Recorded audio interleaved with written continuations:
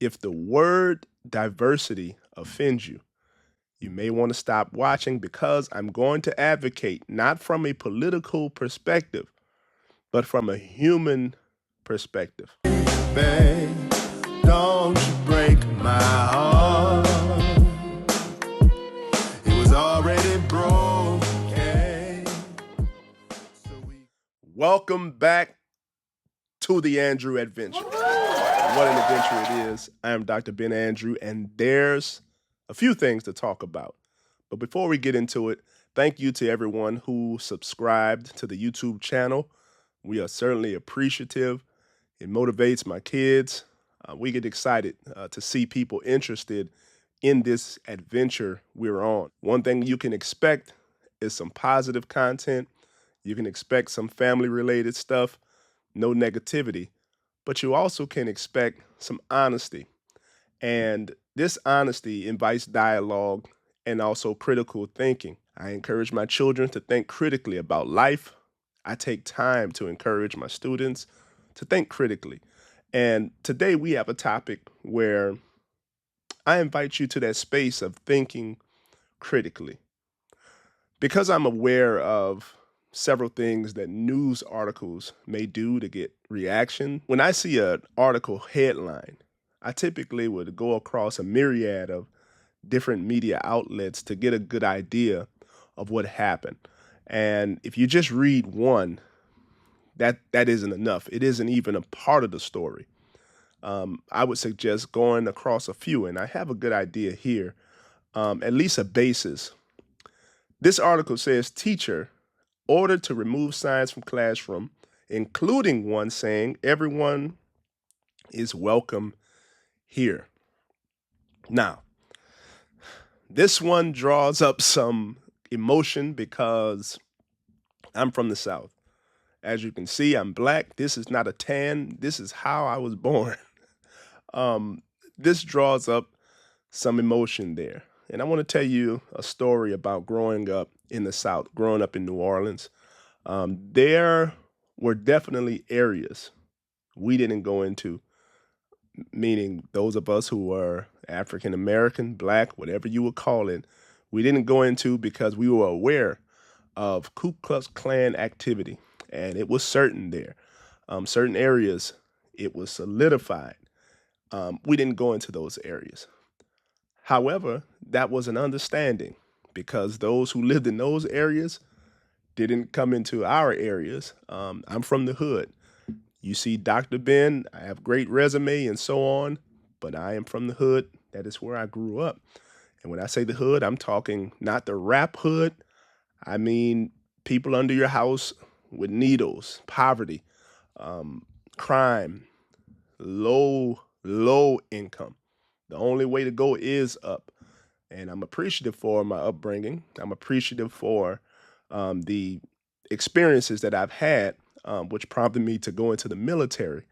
And this ties right into this topic because in the military is where I've learned to appreciate diversity.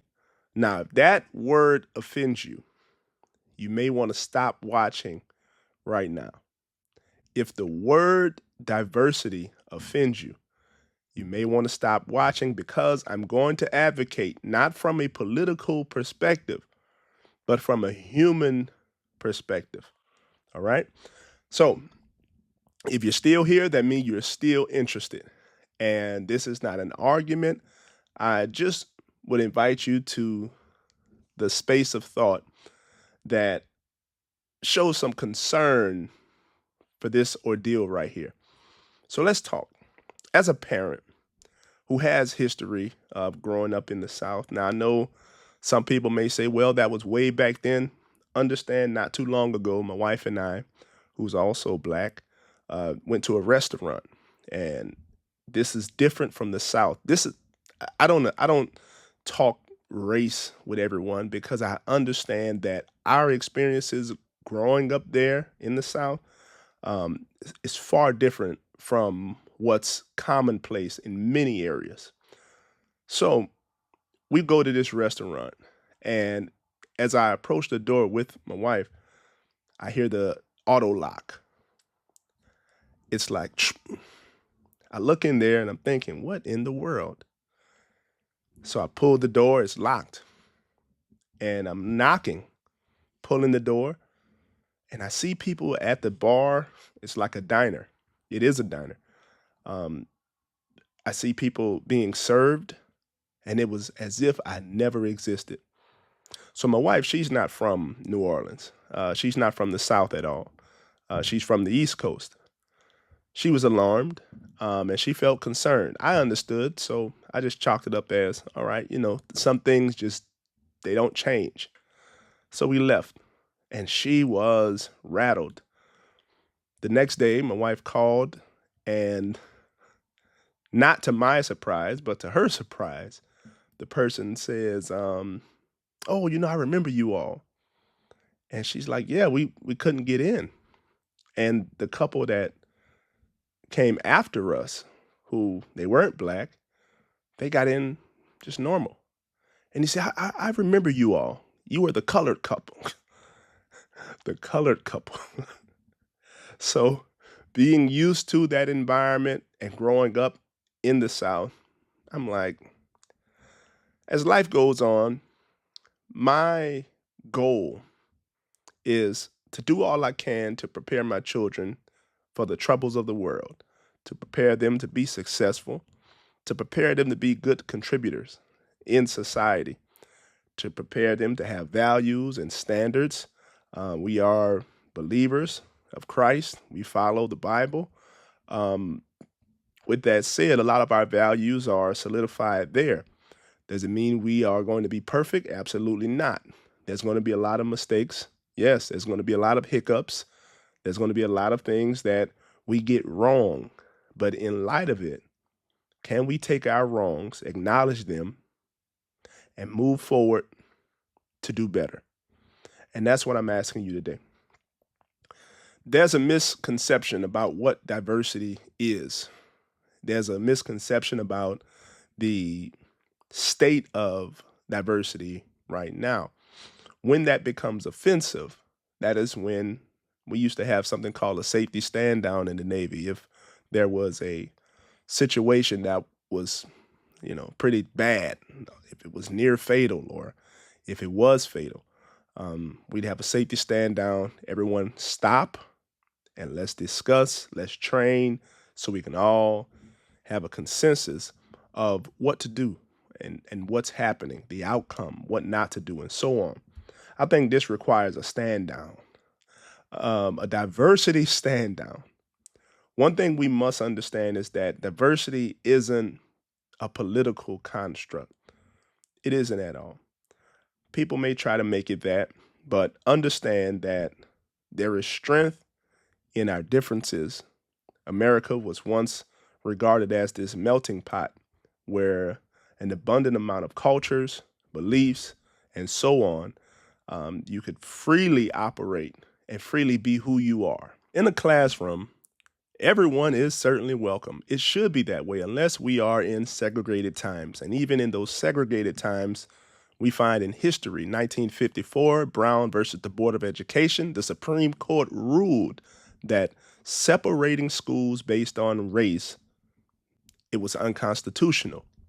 So the antithesis or the opposite, the opposing idea would be everyone isn't welcome. If everyone isn't welcome, where are we going? In a classroom with education, all of our children should certainly feel welcome.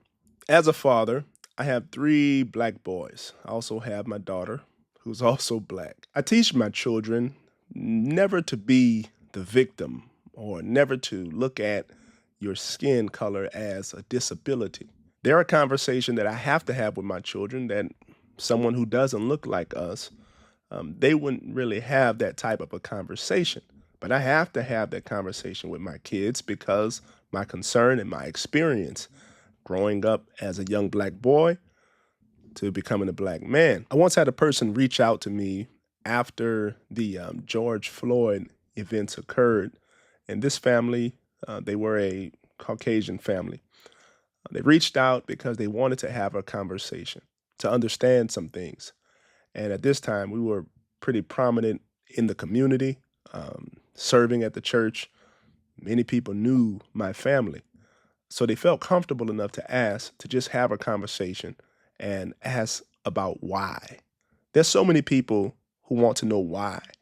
Why regarding your race? Why regarding your culture?